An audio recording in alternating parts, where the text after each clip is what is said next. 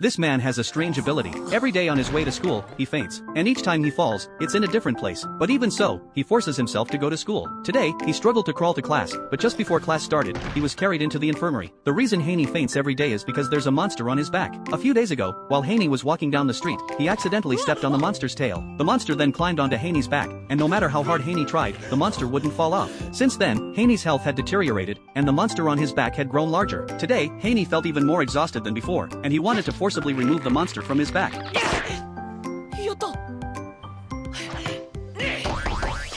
Just then, an advertisement caught his attention. It said, "Hire a demon exorcist." Haney remembered that no one could see this monster. He immediately called the exorcist's number. Following the instructions, Haney opened the door to the infirmary, and as soon as he stepped into the room, the monster shrank back. The exorcist, Sai, introduced himself, saying this place was a monster temple, and that he was its master. Typically, exorcism clients needed to book an appointment 10 days in advance. But when Sai heard Haney's name, he decided to give Haney a chance and agreed to help him immediately. Entering the temple was easy, but to leave, Haney had to crawl through a small dog hole. After Haney crawled out, he found himself on the rooftop. As soon as he arrived there, the monster on his back started growing again. It pressed down on him, making it hard for him to breathe. Sai, seeing this, calmly blew up a balloon and invited the monster to play ball. Upon hearing this, the monster left Haney's back. Now Haney felt lighter. Sai explained that this kind of monster was once kept as a pet by humans. After it died, it turned into its current form. No matter how much it tried to please humans, no one could see it anymore. So when it found someone who could see it, it desperately clung to them to avoid loneliness. To exorcise it, Haney had to fulfill its wish, to send it back to the secluded world it was meant to be in. This was the demon exorcism. Haney asked how he could help.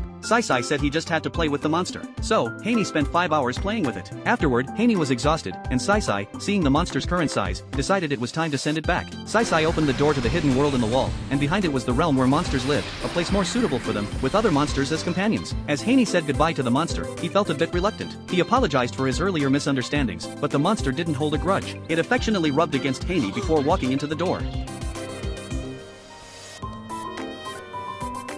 元気でな。